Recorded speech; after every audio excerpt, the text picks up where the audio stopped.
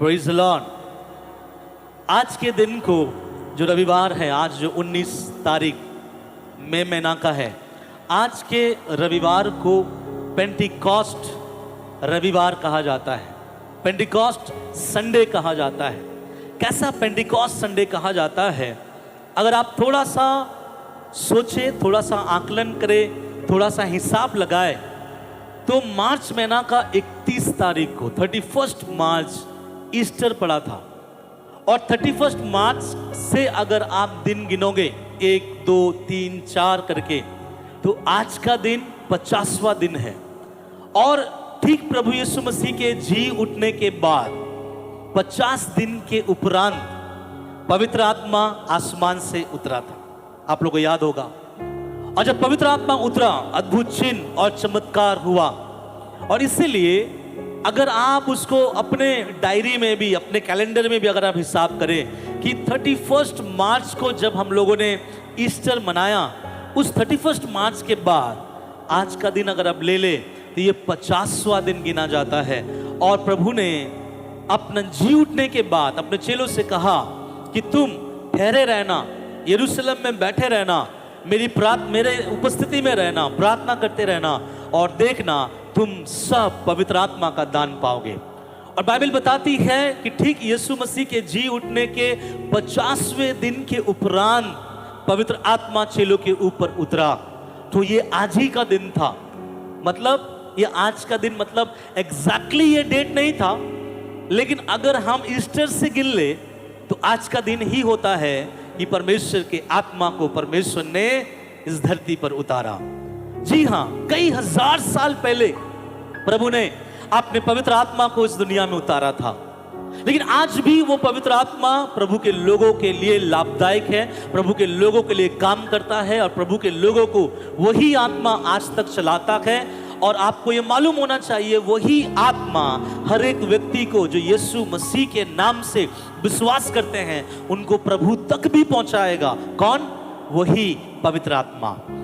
और इसलिए आज के दिन को अगर आप कैलेंडर में देखें, नॉर्मल कैलेंडर में दिखाई नहीं देगा, अगर आप नेट में चेक करें या आप क्रिश्चियन कैलेंडर में देखें, तो आज के दिन को कहा जाता है पेंटिकॉस्ट संडे। और पेंटिकॉस्ट के दिन क्या हुआ था? आसमान से पवित्र आत्मा उतरा था। इसलिए आज मैं पवित्र आत्मा के बारे में कुछ बातें आपके पास बताना चाहता हूं कि पेंटिकॉस्ट किस रीति से हमारे जीवन में काम कर सकता है। हम बहुत बार बोलते हैं हम पेंटिकॉस्ट हैं, हम पेंटिकॉस्टल हैं, हम पेंटिकॉस्टल हैं, लेकिन आपको मालूम होना चाहिए कि पेंटिकॉस्टल होने के पीछे का कारण क्या है। पेंटिकॉस्ट हम क्यों बुलाते हैं अपने आप को, या हम क्यों पेंटिकॉस्ट मानते हैं, या पेंटिकॉस्ट के पीछे छिपी हुई रहस्य क्या है, मैं आज आपको बताऊं। शायद सब बातें नहीं बता पाऊंगा क्योंकि ये सब्जेक्ट बहुत एक बड़ा है, लेकिन जो भी है मैं जो प्रभु की उपस्थिति में बैठकर आप लोगों के लिए जो प्रभु ने आज मुझे दिया है, उन बातों को मैं आपको बताना चाहता हूं। और पेंटिकॉस्ट के दिन में परमेश्वर का सामर्थ दुनिया में प्रकट हुआ। और आपको बताऊं, पेंटिकॉस्ट किसे कहा जाता है? ये पुराने नियम में परमेश्वर ने अपने लोगों से कहा, ध्यान से सुनेगा नहीं तो आप मिस कर जाओगे। पुराने नियम में परमेश्वर ने अपने लोगों से कहा कि विश्राम दिन के बाद, विश्राम दिन के बाद मतलब कौन सा दिन? रविवार। पुराने नियम में विश्राम का दिन मतलब शनिवार का दिन। तो बोला गया है शनिवार या विश्राम दिन के बाद तुम लोग फसल को बोना। और जब तुम फसल को बोओगे, विश्राम दिन के बाद 7 विश्राम दिन गिनना। कितना विश्राम दिन गिनना? 7। मतलब 7 सप्ताह के गुजरने के बाद जो आखिरी वाला विश्राम दिन आएगा, उसके बाद वाला दिन तुम लोग मेरे लिए अन्न बलि का भेंट जो तुम लोगों ने लगाया है, उसे मेरे लिए क्या करना? अर्पण करना। भेंट चढ़ाने का एक दिन था। और ये बोला गया है कि वो विश्राम दिन के बाद से लेके 7 विश्राम दिन के बाद वाला दिन जो संडे होता है, वो 50वां दिन होता है। और 50वां दिन अपना कटनी काटा हुआ परमेश्वर को चढ़ाना था। ऐसा परमेश्वर ने पुराने नियम में नियम बनाया था। ठीक उसी तरह जब नया नियम में आते हैं, और नया नियम में मेरा और आपका यीशु मसीह जब जी उठा, जी उठने के बाद परमेश्वर ने भी ये कहा, आज से ठीक 50 दिन के बाद, ऐसा उसने बोला नहीं, लेकिन जब पवित्र आत्मा का आकलन करते हैं, उस समय का आकलन करते हैं, ठीक 50 दिन के बाद या ठीक 50वें दिन के उपरांत आसमान से क्या उतरा? पवित्र आत्मा उतरा और वे लोग भर गए और आत्मा से भरकर प्रभु की सेवकाई में आगे बढ़े। इसलिए आइए एक वचन निकाले और हम बड़े ध्यान से प्रभु के आज इस वचन को हम सुने, ताकि ये वचन आज हमें एक नए दिशा की ओर आगे बढ़ाए। प्रेरितों के काम उसका 1 अध्याय और उसका 8वां वचन निकाल के पढ़े और देखिए उसमें क्या लिखा है। परंतु जब पवित्र आत्मा तुम पर आएगा तब तुम सामर्थ पाओगे और यरूशलेम और सारी यहूदिया और सामरिया में और पृथ्वी के छोर तक मेरे गवाह होंगे। क्या है पवित्र आत्मा? जब यीशु मसीह मुर्दों में से जी उठने के बाद अपने चेलों के पास आया और चेलों के पास आने के बाद स्वर्ग सियोन में यीशु उठाए जाने से पहले यीशु के मुख से आखिरी शब्द ये आया, सुनो, कहीं बाहर मत जाना, कहीं वहां मत घूमना, कहीं छोड़कर मत जाना। फिर क्या करना है प्रभु? इसी यरूशलेम में बैठे रहना, और तुम यरूशलेम में बैठे रहना और देखना यरूशलेम में मैं तुम्हारे ऊपर मेरी आत्मा को डालूंगा। लेकिन यहां पे क्या लिखा गया, ध्यान से सुनेगा। लिखा गया है जब पवित्र आत्मा तुम पर आएगा। किस पर आएगा? तुम पर आएगा। और मालूम है जब परमेश्वर ने कहा कि जब पवित्र आत्मा तुम पर आएगा, ये इसका मतलब ये नहीं कि परमेश्वर सबों को पवित्र आत्मा देना चाहता है, परंतु इसका मतलब ये है प्रभु एक एक लोगों को पवित्र आत्मा देना चाहता है। ये पर्सनल इनकाउंटर है। पर्सनल इनकाउंटर समझते हैं? आपका बगल वाला यीशु को यीशु बोलकर जानता है। क्यों? क्योंकि वो यीशु को जानता और पहचानता है। लेकिन उसके जानने से आप भी बोलते हैं कि मैं भी यीशु को जानता और पहचानता हूं। शायद हो सकता है कि आप यीशु को जानते होंगे लेकिन पहचानते नहीं होंगे। जानना और पहचानने में बहुत फर्क है। यहां पर लिखा गया है तुम सबों पर पवित्र आत्मा आएगा। मतलब जितने लोग बैठे रहेंगे, जितने लोग इंतजार करेंगे, जितने लोग तैयारी करेंगे, जितने लोगों के अंदर आशा रहेगा, जितने लोगों के अंदर विश्वास रहेगा, उन सब पर पवित्र आत्मा उंडेला जाएगा। क्यों उंडेला जाएगा पवित्र आत्मा? आगे क्या लिखा गया है? क्योंकि पवित्र आत्मा उंडेले जाने के बाद तुम क्या पाओगे?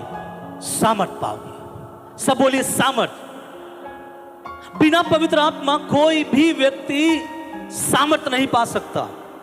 कई बार हम सोचते हैं एक बार प्रभु ने छुआ, एक बार मैंने पवित्र आत्मा पाया, एक बार मैंने अन्य भाषा में मैंने बातें की, अब सब कुछ ठीक हो गया, अब मैं ऐसे ही चल सकता हूं, ऐसे ही आगे बढ़ सकता हूं। ध्यान से सुन ले, नया नियम के विश्वासियों के लिए परमेश्वर पिता के बेटे यीशु मसीह का बयान है कि तुम सबों को पवित्र आत्मा का मिलना और उसका सामर्थ में चलना जरूरी है, नहीं तो ये संसार तुम्हें जीने नहीं देगा और इस संसार में आप नष्ट हो जाओगे।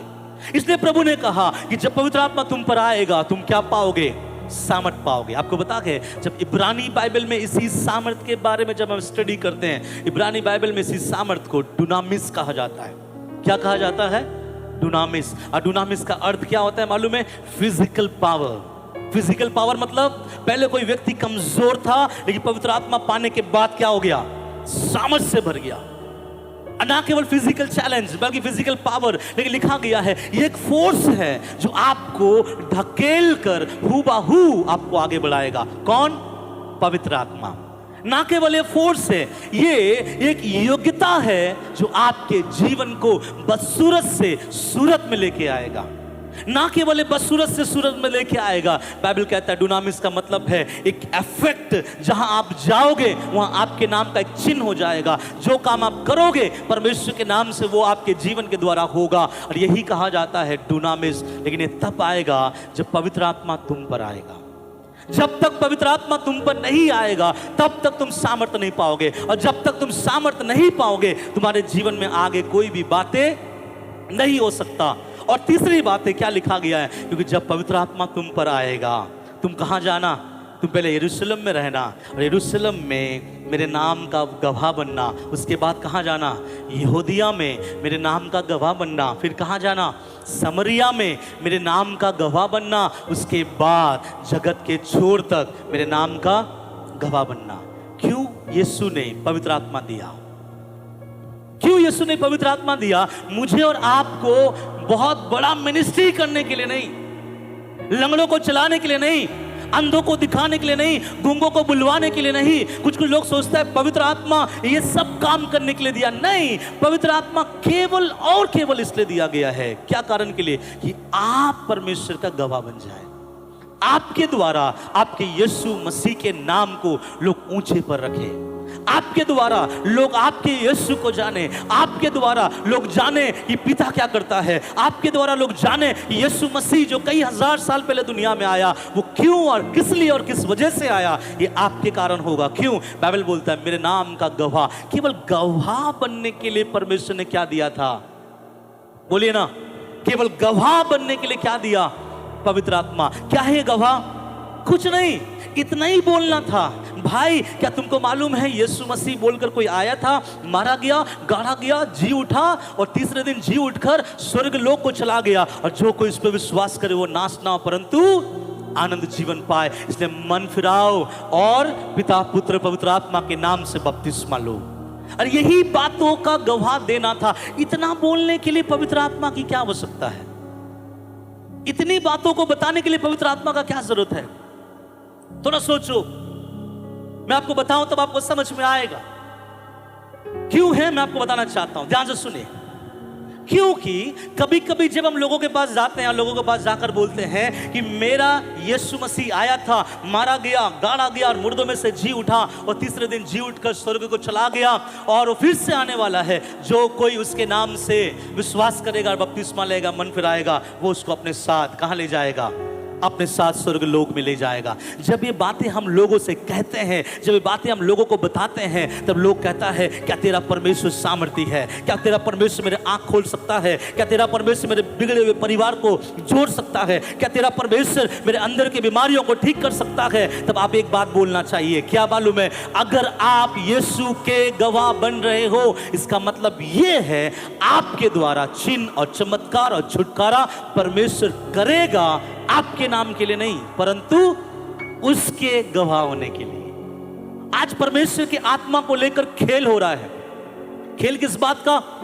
मतलब लोग पवित्र आत्मा को ऐसा बना दिया है कि वो केवल चिन्ह करता, केवल छुटकारा करता, केवल मुर्दों को जिलाता, केवल अंधों को दिखाता, केवल लंगड़ों को चलाता। नहीं, पवित्र आत्मा इसलिए दिया गया था कि लोग उस क्रूसित यीशु को जान सके, उसके बलि को समझ सके, उसके लहू को जान सके। इसलिए परमेश्वर का बेटा यीशु ने इस दुनिया में आकर अपने लहू को बहाया। लेकिन हाँ, इतना जरूर है, जब आप कलीसिया में आते हैं, आप बोलते पास्टर जी मैं उस यीशु पे विश्वास करता हूं, जब हम लोग मिलकर आपके लिए प्रार्थना करते हैं, आपको ये गवाही होगा जीवन में अद्भुत चिन्ह, चमत्कार, छुटकारा, सामर्थ का काम प्रभु ने आपके जीवन में किया है। क्यों मालूम है?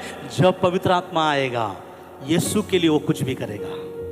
मैं बताऊं आपको, अगर यीशु के नाम का महिमा कहीं होना है, पवित्र आत्मा आप में से छोटे के प्रार्थना के द्वारा 10 मुर्दों को भी प्रभु खड़ा कर सकता है, लेकिन प्रभु के महिमा के लिए। अगर उसमें आपकी महिमा है, प्रभु नहीं करेगा। उसमें संस्था का महिमा है, प्रभु नहीं करेगा। उसमें कलीसिया का महिमा है, प्रभु नहीं करेगा। प्रभु वही महिमा अपना करेगा जहां प्रभु के नाम की महिमा है। हालेलुया। इसलिए याद रखिएगा, बाइबल क्या बताता है कि तुम इन सारे जगहों में मेरे नाम का क्या बनो? गवाह बनो। और गवाह बनने के लिए मुझे और आपको क्या चाहिए? क्या चाहिए? पवित्र आत्मा। क्यों चाहिए? क्योंकि जिस दिन आप बोलोगे ना प्रभु मुर्दों में से जी उठा, अगर कोई लोग आपको बोल दे कि अगर प्रभु मुर्दों में से जी उठा तो मेरे बेटी की बीमारी जो हार्ट का, या तू ठीक करके दिखा, तो आप बोल सकते हैं मैं नहीं, मेरा खुदा उससे गवाह के लिए ठीक कर सकता है। और जब आप उसके लिए प्रार्थना करोगे, आप में से कोई लोग ऐसा कहता है नहीं मुझे उतना वचन नहीं मालूम, उतना प्रभु के बारे नहीं मालूम, उतना मैं समझता नहीं हूँ, उतना ज्ञान मुझे नहीं है, लेकिन फिर भी मैंने किसी के लिए प्रार्थना किया, प्रभु ने उनको चंगाई दिया। ओनली फॉर गॉड सेक, प्रभु के नाम के लिए। जहां प्रभु का नाम है, एक छोटे से बच्चे भी अगर प्रार्थना करेंगे प्रभु मुर्दों में से लोगों को जिलाएगा। लेकिन बात क्या होना चाहिए? केवल और केवल किसके नाम के लिए? परमेश्वर के नाम के लिए। मैं एक बात बताऊं, आपको समझ में होगा। हन्ना के बारे में हम सब जानते हैं। हन्ना पता है हर साल सीलो में जाता था और हर साल जाके रो रो के प्रार्थना करता था। क्यों हन्ना प्रार्थना करती थी? हे प्रभु मुझे एक संतान दे दे, मुझे एक संतान दे दे। हर साल वो प्रार्थना करके आती थी, लेकिन प्रभु उसे संतान नहीं देता था। ऐसे कई साल बीत गए, हन्ना को कोई संतान नहीं हुआ। लेकिन पता नहीं क्यों एक दिन हन्ना ने अपने प्रार्थना को बदला, और प्रार्थना को बदलते हुए हन्ना ने ऐसा बोला कि हे प्रभु अगर तू मुझे संतान देगा, ये संतान मैं तुझे दूंगा। मालूम है, जिस दिन उसने बोला हे प्रभु जो संतान तू देगा मैं तुझे दूंगा, आप बाइबल पढ़ के देख लीजिएगा, उसके जाने के बाद वो प्रेग्नेंट हो गई। क्यों मालूम है? जहां प्रभु के नाम का महिमा होगा, खुदा आपके द्वारा अद्भुत काम करेगा। लेकिन जहां प्रभु का महिमा नहीं है, आप अपना नाक रगड़ते रह जाओगे, परमेश्वर का आत्मा काम नहीं करेगा। क्यों? बाइबल में लिखा है मैं मेरी महिमा दूसरों के साथ नहीं बांटता। मेरा प्रभु अगर आपके जीवन में काम कर रहा है, इसलिए क्योंकि आप प्रभु को महिमा देने के लिए खड़े हैं। और यहां लिखा गया है कि इन तमाम जगहों में जाकर मैंने नाम का क्या बनना? गवाह बनना। अब कुछ बातें मैं आपको बता दूं। जब पवित्र आत्मा उतरा, ध्यान से सुनेगा, जब पवित्र आत्मा इन लोग बैठे हुए थे, बैठने के बाद जब पवित्र आत्मा इन लोगों पर उतरा, और पवित्र आत्मा उतरने के बाद सबसे पहला कैसा पता चला कि पवित्र आत्मा इनके ऊपर काम किया? कैसे पता चला कि पवित्र आत्मा ने इनके ऊपर में आ गया? बाइबल बताता है, उसके आगे आप पढ़, आप सबको मालूम है, इसलिए मैं उस वचन पे नहीं जाना चाहता, लेकिन मैं आपको बता देना चाहता हूं। यहां लिखा गया है जब पवित्र आत्मा उन लोगों पर उतरा, वे लोग क्या करने लगे? अन्य अन्य भाषा बोलने लगे। सब बोले अन्य अन्य भाषा। और जब अन्य अन्य भाषा बोलने लगे, तब लोगों ने बोला कि ये तो हमारा भाषा बोल रहा है। मैं कुछ बातें आपको बता देना चाहता हूं। जब पहली बार इस पृथ्वी पर पवित्र आत्मा उतरा, पवित्र आत्मा ने किसी और को क्या सुनाया मुझे नहीं मालूम, लेकिन पवित्र आत्मा ने आपके बोली को बदलने के लिए पहले काम किया, है ना? सुसमाचार सुनाने के लिए पवित्र आत्मा काम नहीं किया। मैं कुछ अंदर घुसकर मैं बातें बताना चाहता हूं, ध्यान से सुनिएगा। जब पवित्र आत्मा यहां उतरा, पहले पतरस जाके प्रचार नहीं किया, पहले याकूब जाके प्रचार नहीं किया, पहले यूहन्ना जाके प्रचार नहीं किया, परंतु उन सब लोगों के बोली को परमेश्वर ने बदला। क्या है पवित्र आत्मा? जब पवित्र आत्मा आपके ऊपर कार्य करेगा, जब पवित्र आत्मा आपके जीवन में कार्य करेगा, हम सोचते हैं जब पवित्र आत्मा कार्य करेगा मेरे द्वारा हजारों लोग बचाए जाएंगे। जी नहीं, जब पवित्र आत्मा आपके अंदर काम करेगा, मेरा प्रभु बताना चाहता है पहला तेरे अंदर काम हो, फिर दूसरों के अंदर काम हो।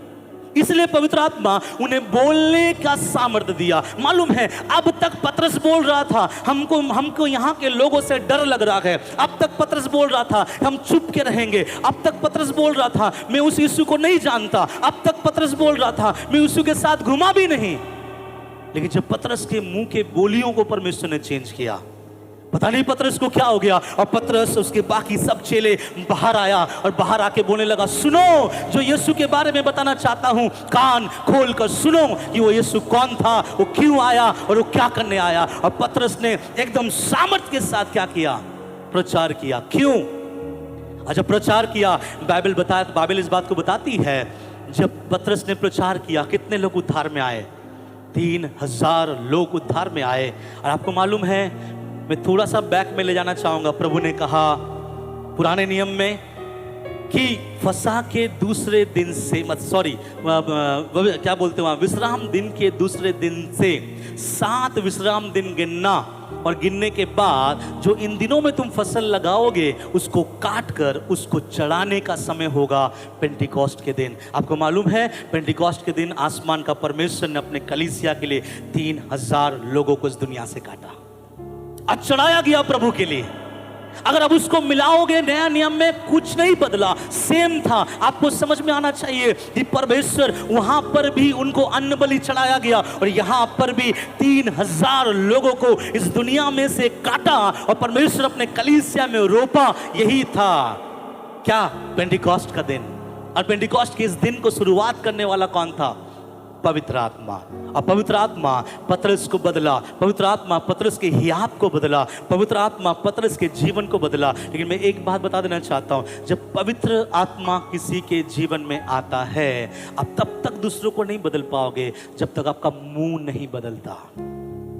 बहुतों का मुंह बहुत खराब है, बहुतों का मुंह वो क्या बोलते हैं, सामने वाला कैसा सुनेगा नहीं सोचते हैं। बहुत लोग प्रभु में तो है लेकिन ऐसा कुछ बोल देते हैं, सामने वाले उसको कैसा लेगा नहीं समझता। और ऐसे लोग सोचते हैं मैं बाहर जाकर घर घर जाकर लोगों को परमेश्वर के बारे में अगर बताऊं तो वहां अद्भुत चिन्ह और चमत्कार होगा। जी नहीं मेरे भाई, ऐसा बिल्कुल नहीं होने वाला। क्योंकि जब पवित्र आत्मा वहां उतरा ना, प्रचार से पहले वे लोग अपना जीव में से कुछ नई बातों को बोला गया। आपको मालूम है जीव में से क्या बातों को बोला? अन्य भाषा बोला। लेकिन बाइबल में लिखा गया है जब लोग सुन रहे थे, लोगों को ऐसा लगा कि वो परमेश्वर के अद्भुत कामों का वर्णन कर रहे थे। आपका मुंह क्या बयान करता है? आपका मुंह किस बात को ज्यादा बोलता है? अगर आपका मुंह आपके घर में कहता है ना हम कभी नहीं बढ़ेंगे, माफ कीजिएगा पवित्र आत्मा भी आपको कभी नहीं बढ़ाएगा।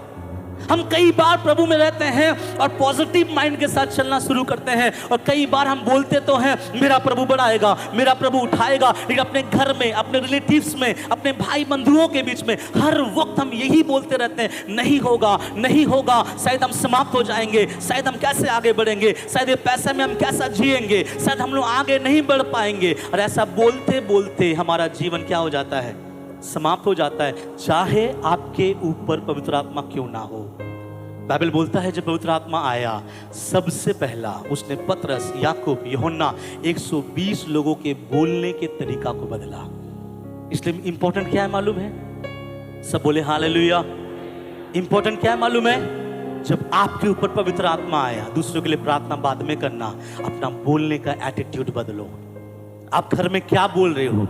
हम लोग कभी कभी किसी को बोलते हैं तू शैतान है, हम लोग कभी कभी किसी को बोलते हैं तू गधा है, हम लोग कभी कभी किसी को बोलता है तू शैतान जैसा दिखता है, हम लोग कभी कभी किसी को बोलते हैं तेरा जिंदगी तबाह हो जाएगा, हम लोग कभी कभी किसी को बोलते हैं तू नष्ट हो जाएगा। अगर ऐसी बातें अपने जीवन में मुंह से हम बोल रहे हैं, फिर अन्य भाषा हमारे जीवन में आए ना, हमसे दूसरे लोगों के जीवन में कोई फायदा नहीं होगा। इसलिए पवित्र आत्मा पहले क्या बदलता है?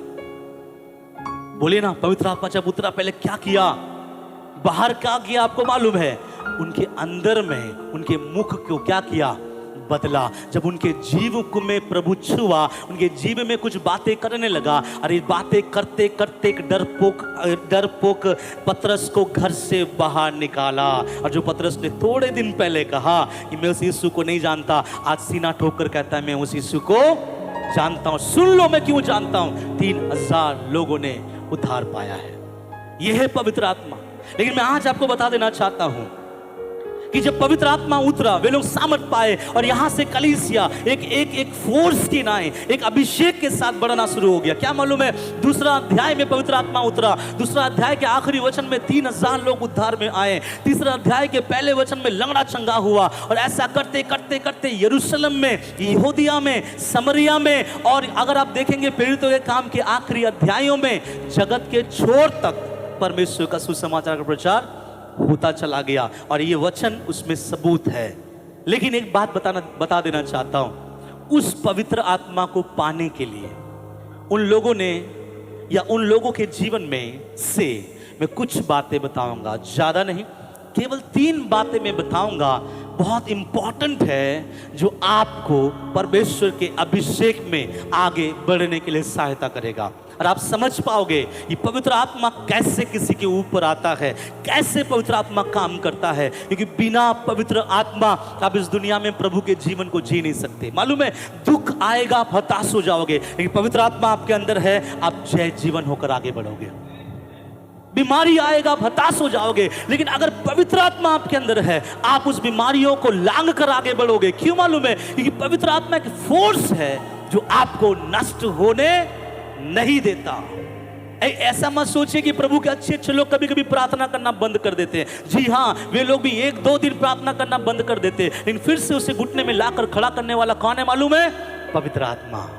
अब पवित्र आत्मा फिर से कहता है बेटा उठ, बेटी उठ, मेरे लिए बढ़, मेरे लिए सेवा कर, मेरे लिए आगे बढ़। इसलिए पवित्र आत्मा में पाना और पवित्र आत्मा में चलना मसीहों के लिए बहुत जरूरी है। लेकिन पवित्र आत्मा पाना, उसके लिए कुछ बातें हैं, मैं आपको उसको विस्तार पूर्वक बताना चाहूंगा। लिखा ले सब कोई, प्रेरितों के काम उसका 2 अध्याय और उसका 1 वचन पढ़िए। जब पेंतेकुस्त का दिन आया, हाँ, तो वे सब एक जगह, जब पेंटिकोस्ट का दिन आया तो वे सब एक जगह, तो वे सब एक जगह इकट्ठे थे। इकट्ठे थे।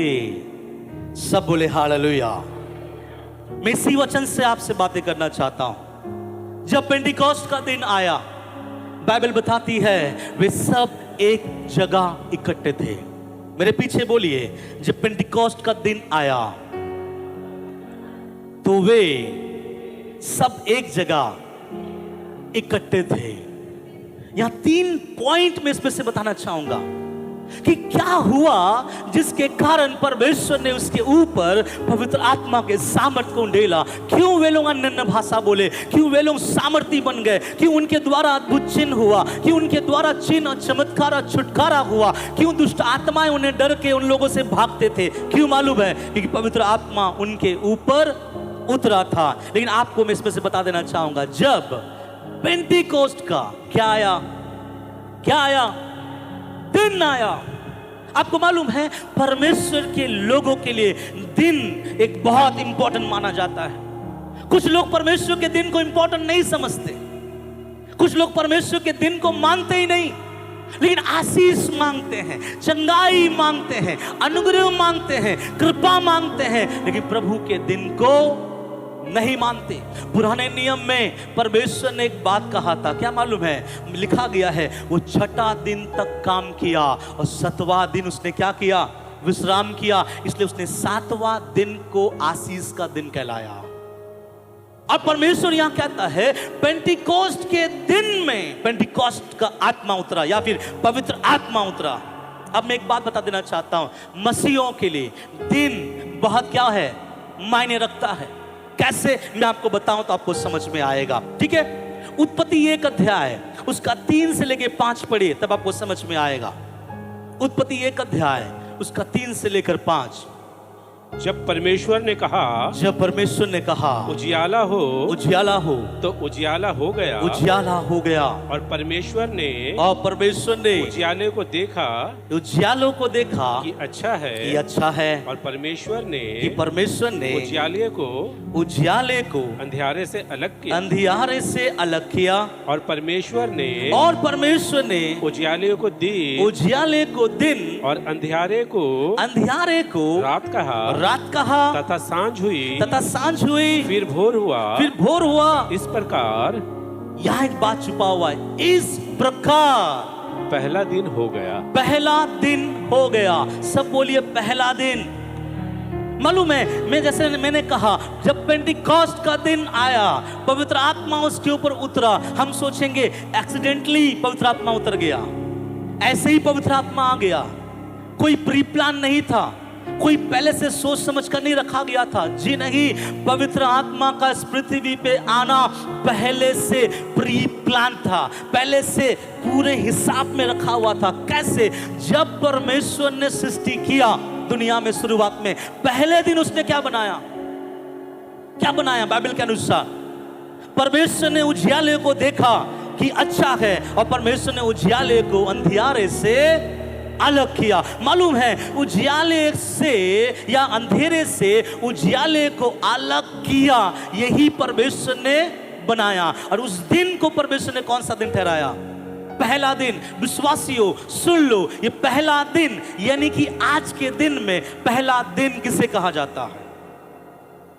किसे कहा जाता है पहला दिन? हाँ, पहला दिन, सप्ताह का पहला दिन। यीशु जब बना रहा था सृष्टि, उसने शनिवार से सृष्टि शुरू नहीं किया, शुक्रवार से नहीं किया, संडे से शुरू किया। इसलिए लिखा गया है, और संडे के दिन में जब परमेश्वर सृष्टि कर रहा था, कुछ बहुत सारे सृष्टि प्रभु ने नहीं किया, एक सृष्टि किया। क्या? अंधकार से उजियाले को अलग किया। पहले कहा उजियाला हो, और उसके बाद अंधकार से उजियाले को अलग किया, और उसने कहा इस प्रकार पहला दिन हो गया। इसका मतलब रविवार के दिन प्रभु ने एक विशेष दिन बनाया कि अंधकार से उजियाला अलग होने का। रविवार का जो दिन है एक स्पेशल डे है, और हम सब विश्वासी इसको समझते नहीं है। हम इसे बहुत हल्के से लेते हैं। इसे बहुत कमजोरी में लेते हैं और हम सोचते हैं बाकी के दिन के समान रविवार का दिन होगा। जी नहीं, बाइबल में बताता है जब आपका खुदा सृष्टि कर रहा था, रविवार के दिन उसने उजियाला बनाया और रविवार के दिन उसने उजियाले को अंधकार से अलग किया। इसको माइंड में रखिए। लूका 24 उसका 1 में आप आ जाए और इसको पढ़िए, देखिए क्या लिखा गया है। लूक 24 उसका 1। परंतु सप्ताह के पहले दिन बड़े भोर को वे उन सुगंधित वस्तुओं को जो उन्होंने तैयार की थी लेकर कब्र पर आई और उन्होंने पत्थर को कब्र पर से लुढ़का हुआ पाया। 3 वचन में लिखा गया क्योंकि यीशु का शव ना पाया। हालेलुया। मेरा सवाल है, यीशु मसीह मुर्दों में से जी उठने वाला दिन कौन सा था? यीशु मसीह मुर्दों में से जी उठने वाला दिन कौन सा था? रविवार। सुनिएगा, सृष्टि में परमेश्वर ने उजियाला बनाया और उस उजियाले को अंधकार से अलग किया। रविवार था जब अपने बेटे को पवित्र आत्मा के सामर्थ से जब जिलाया और यीशु इस दुनिया का एक उजियाले के समान है और अंधकार ने सोचा कि यीशु खत्म हो गया और उस अंधकार से यीशु को खींचकर मेरे और आपके लिए जिलाया। वो दिन भी रविवार था। ये बहुत बड़ा भेद है, इसलिए दिन प्रभु के लोगों को लिए बहुत इंपॉर्टेंट है। और मैं एक बात बताऊं, अगर आप ईस्टर से अगर आप गिनते हैं, ईस्टर से अगर आप 50वां दिन गिनते, कहीं से भी आप गिनिए, और जिस दिन पवित्र आत्मा उतरा था, कौन सा दिन था? रविवार का दिन था। सब बोले हालेलुया। क्यों? मैं आपसे पूछना चाहता, क्यों सृष्टि रविवार को, खुदा का बेटा को जिलाया गया रविवार को, पवित्र आत्मा को भेजा गया रविवार को? मैं भविष्यवाणी नहीं कर रहा हूं क्योंकि मुझे नहीं पता मेरा यीशु कब आएगा आसमान में, लेकिन इन सारी चीजों को देखकर तो ऐसा लगता है शायद वो दिन भी रविवार होगा। शायद मैं क्योंकि बाइबल जिसके बारे नहीं बताती है हम नहीं बताएंगे, लेकिन मैं ऐसे अनुमान सोचता हूं, अगर सृष्टि का शुरुआत रविवार था, यीशु मुर्दों में से जिलाया गया रविवार था, पवित्र आत्मा को उंडेला जाना रविवार है, तो शायद मेरा और आपका यीशु का आसमान में आना भी रविवार है। अगर रविवार होगा तो प्रभु किन किन को पाएगा अपनी उपस्थिति में?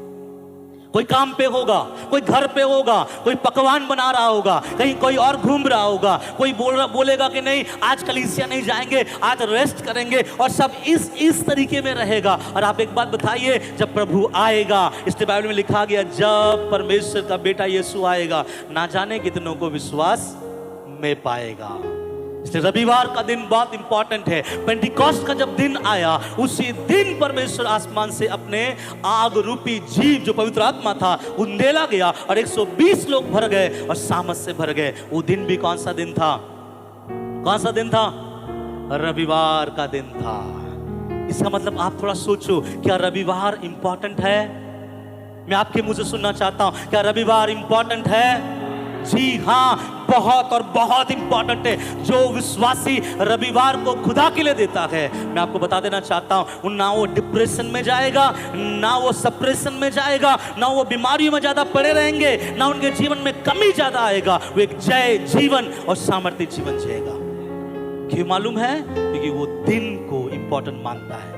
और प्रभु ने रविवार के दिन, जैसे यीशु मसीह मुर्दों में से जी उठा, उस दिन को मैं और आप बहुत ज्यादा क्या करते हैं? मानते हैं। बाइबल में कुछ लोगों ने ना दिन का फायदा उठाया है और वो फायदा को देखा है, कुछ लोगों ने दिन का फायदा नहीं उठाया है। आज भी कई सारे मसीह दिन का फायदा उठा नहीं पाते, कुछ मसीह दिन का फायदा उठाते। मैं कुछ बातें बताऊंगा, वचन नहीं पढ़ाऊंगा क्योंकि आप लोग मैच्योर विश्वासी है। मैं बोलता जाऊंगा और आप समझते जाइए और आप उसका अनुमान लगाइए कि ये वचन कहां मिलेगा। एक भाई था बाइबल में जिसका नाम डैश था, और उसको पता चला कि आज मेरे नगर एरियो में यीशु मसीह आया है।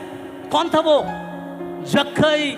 और जब जक्कई को पता चला कि आज मेरे शहर में यीशु मसीह आया है, शायद जक्कई को कोई बोला होगा, शायद जक्कई को बोला होगा कि अरे तू जो कह रहा था ना कि यीशु मसीह को देखना चाह रहा है, देख आज के दिन वो तेरे शहर में है। जक्कई बोला होगा बहुत थक गया हूं, आज नहीं किसी और दिन जाएंगे। ऐसे बोला जक्कई ने। जिस दिन उसने सुना कि यीशु मसीह मेरे शहर में है, जिस दिन सुना यीशु मसीह मेरे शहर में आया है, बाइबल कहता है उसने कुछ नहीं सोचा, उसने सोचा अगर मैं आज नहीं जाऊं तो आसमान के परमेश्वर के बेटे को देख नहीं पाऊंगा। और वो दौड़ा, उसी दिन दौड़ा, उसने पीछे नहीं हटा, वो दौड़ा और भागा। आपको पता है वो मेहनत किया, वो पेड़ पे चढ़ा, और पेड़ पे चढ़ने के बाद जब यीशु पेड़ के नीचे आया, यीशु ने क्या कहा, हे जक्कई झट उतर आ, क्योंकि आज तेरे घर में मुझे रहना जरूरी है। अब आप जक्कई से पूछो, जक्कई आज तुझे यीशु क्यों बुला रहा है? जक्कई कहेगा क्योंकि मैंने दिन का सही इस्तेमाल किया। जब मुझे पता चला यीशु मेरे शहर में है, मैंने ये नहीं बोला मैं कल जाऊंगा। कभी कभी कलीसिया में फास्टिंग मीटिंग रखा जाता है, आने वाला फास्टिंग चलेंगे। कुछ लोग बोलते हैं ये संडे नहीं, आने वाला संडे चलेंगे। कुछ लोग बोलते हैं ये मंगलवार नहीं, आने वाला मंगलवार चलेंगे। और जब आप ये बोलते हैं, ना तो मुझे फर्क पड़ता है, ना कलीसिया को फर्क पड़ता है, ना आपके खुदा को फर्क पड़ता है। फर्क भैया आपको पड़ेगा, और जिस दिन पड़ेगा तब आप उस फर्क को बताने के लिए और उसी खुदा के पास आप हाथ उठा के बोलोगे, खुदा मेरा प्रार्थना सुन और मेरे जीवन को बदल। फर्क पड़ेगा। क्यों मालूम है? जब दिन आपके सामने है, उस दिन का इस्तेमाल सही से करे। और जक्कई से पूछो, वो उस दिन को दौड़ा, मेहनत किया, और प्रभु आया, और प्रभु आने के बाद बोला आज मुझे तेरे घर में रहना जरूरी है। प्रभु उसके घर गया, और जाकर प्रभु ने उसके घर में क्या कहा, आज, सब बोलिए आज, क्योंकि जक्कई ने आज मेरे लिए अपना जीवन खोला। आज इस घर में क्या आया है? उद्धार आया है। क्यों मालूम है? क्योंकि जक्कई उस दिन का 100% बेनिफिट उठाया। कुछ लोग जब सुनते हैं यीशु आया, नहीं जाते। कुछ लोग जो सुनते हैं ये हो रहा है, नहीं जाते। कुछ लोग जो सुन रहे कलीसिया में कुछ लोग बैठ के उपवास कर रहे हैं, नहीं जाते। अगर आप नहीं जाते हैं तो आपका उद्धार आपके घर तक कैसे आएगा? इसीलिए कुछ लोगों का झोला खाली है और कुछ लोगों का झोला भरा हुआ है। ये कौन सा झोला है भैया? ये आपका पर्स नहीं है, ये स्वर्गीय पर्स है। कुछ लोग बोलते हैं तुम्हारा बैंक बैलेंस कितना है? मैं कहता हूं बैंक बैलेंस का देख लो, पिन भी दे दूंगा, आप चेक कर लो। ज्यादा नहीं है, लेकिन इतना जरूर है, आवश्यकताओं में परमेश्वर पूरा करता है। क्यों मालूम है? हमारा बैंक बैलेंस का बैलेंस खुदा संभालता है, हम नहीं संभालते हैं। और मैं आपको बोलना चाहूंगा, कब ये चीज लोगों के जीवन में संभव होता है? जब लोग दिन का फायदा उठाता है। मालूम है इब्रानी 3 अध्याय और उसका अगर आप 15 वचन पढ़ेंगे, ऐसा लिखा गया है। क्या लिखा है मालूम है? अगर तू आज परमेश्वर के वचन को सुना, अपना मन कठोर मत करना। बहुत लोग ऐसे हैं, आज के वचन सुनेगा, 15 दिन के बाद में उपवास लेकर प्रार्थना करेगा, नहीं काम करेगा परमेश्वर।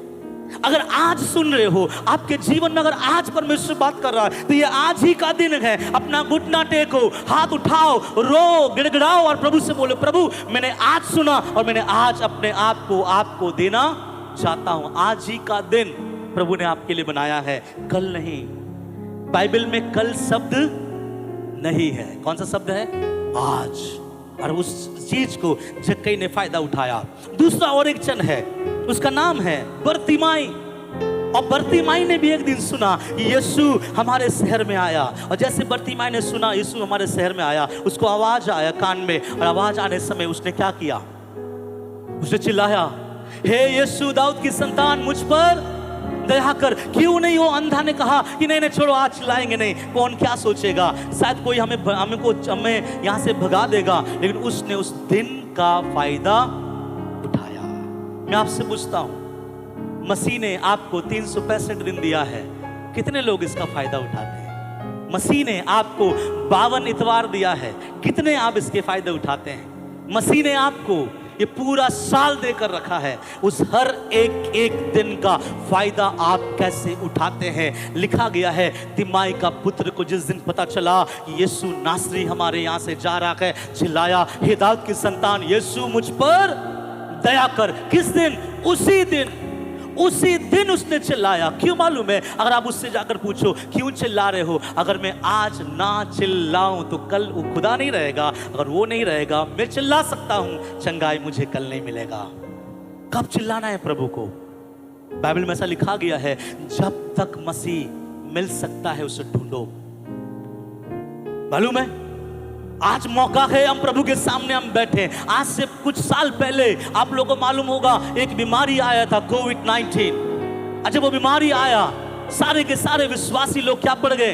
ठंडे पड़ गए। उस समय बहुत सारे विश्वासी बोल रहे थे कौन सा दिन आ गया, हम प्रभु के लिए प्रार्थना नहीं कर पा रहे, प्रभु के लिए बैठ नहीं पा रहे, हम कलीसिया में बैठ नहीं पाते थे, 10-10 करके 4 बार बैठते थे। उसके बाद फिर से थोड़ा मौका मिला, सरकार ने दरवाजा खोला, फिर धीरे धीरे करके सैनिटाइज करके हम सब बैठकर यहाँ पे प्रार्थना आराधना करते थे। बहुत दुख लगता था, लेकिन उस समय भी हम मिलकर प्रार्थना करते थे। लेकिन इससे भी एक भयंकर दिन आ रहा है, शायद आप रोगे कि काश मुझे बाइबल मिल जाए, काश मुझे संगति मिल जाए, काश मुझे मिले, काश कोई मुझे खड़ा होकर प्रचार करे। लेकिन उस दिन काश शब्द आपकी लाइब्रेरी से हटा दिया जाएगा, नहीं मिलेगा, संगति नहीं मिलेगा, आराधना नहीं मिलेगा, प्रभु को महिमा करने का समय नहीं मिलेगा। एक ऐसा भयंकर दिन प्रभु के लोगों के पास में आ रहा है। अब बाइबल कहता है अगर तू उस भयंकर दिन से बचना चाहते हो तो दिन का फायदा उठा लो। किसके समान? तिमाई का पुत्र बरतिमाई। आपको मालूम है बाइबल में कुछ लोगों ने दिन का फायदा उठाया और कुछ लोगों ने दिन का फायदा नहीं उठाया। निकाल के पढ़िएगा दूसरा राजा उसका 5 अध्याय उसका 26 से लेकर 27, जल्दी पढ़े। उसने उससे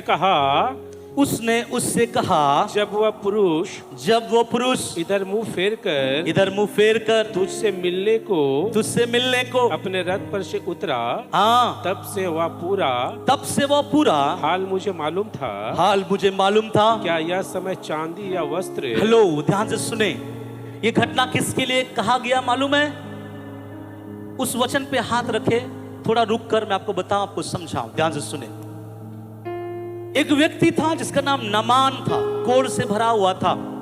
उसको किसी ने कहा कि मेरे देश में जाओ, वहां पे एक एलिया नामक भविष्यवक्ता होगा, अगर वो तेरे लिए प्रार्थना करे तो तू ठीक हो जाएगा। नामान अपने साथ आया, बहुत धन दौलत ले आया और एलिया से मिला नहीं। एलिया ने कहा एक काम करो, यरदन नदी में जाकर 7 बार डुबकी लगाओ। नामान ने डुबकी लगाया और डुबकी लगाने के बाद नामान पूरी तरह से ठीक हो गया। जब ठीक हो गया, नामान ने बहुत चांदी सोना उपहार में एलिया को देना चाहा, एलीसा को देना चाहा। जब उसने एलीसा को देना चाहा, एलीसा ने कहा मैं तेरा एक भी उपहार नहीं लूंगा। तब वो चला गया वहां से। जब वो वहां से चला गया, एलीसा का दास जिसका नाम है गेहजी थोड़ी देर के बाद उसके रथ के पीछे दौड़ा और दौड़ के उसके पास गया और पास जाकर क्या बोला? जाके बोला सुनो, अभी हमारे पास कुछ भविष्यवक्ताएं लोग आए हैं, इसलिए उनको हम थोड़ा सा दान देना चाहते हैं, थोड़ा कपड़ा अगर मिल जाता तो अच्छा होगा। तो उन्होंने उनको पैसा भी दिया, उन्होंने उनको कपड़ा भी दिया, अपने सेवक के द्वारा उसको गाड़ी पे या फिर जो भी उन दिनों में होता था वो चढ़ाकर उसको घर में रखा। और रखकर जब वो एलीसा के पास आया, तब एलीसा ने उनसे कहा जब वो पुरुष इधर फेर कर मुझसे मिलने को रथ पर उतरा, तब वो पूरा हाल मुझे मालूम था। क्या आगे पढ़िए, क्या लिखा? क्या यह समय चांदी या वस्त्र या जैतून या दाख की बारियां भेड़ बकरियां गाय बैल और दास दासी लेने का है। मेरे प्रियो सुनिए, जब यहां बोला जाता है जब पेंटिकॉस्ट का दिन आया, दिन का मतलब होता है समय। जब खुदा आपको समय देता है, हर एक चीज का एक समय है।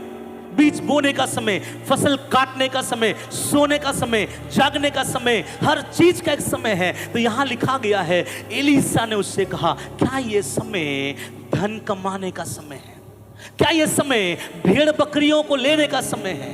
क्या ये समय अपने ऐश मौज में चलने वाला समय है? ये बातें एलीसा ने किससे कहा? गेहजी से। मालूम है जब कलीसिया भी किस समय पर प्रभु ने आपको रखा है, इस समय कलीसिया को क्या करना चाहिए, इस समय कलीसिया को कैसे होना चाहिए, इस समय कलीसिया का स्वभाव क्या होना चाहिए, इस समय कलीसिया कैसे चलना चाहिए। जब कलीसिया वो छोड़कर पैसों में, किसी और चीज में, गलत रिश्तों में, गलत काम में जब जाता है, कलीसिया को एक बीमारी आता है, जो बीमारी गेहजी को आया। क्या लिखा गया? 17-27 वचन पढ़े उसमें। इस कारण से गेहजी सुन, सब एक मिनट, सब मुझे देखिए।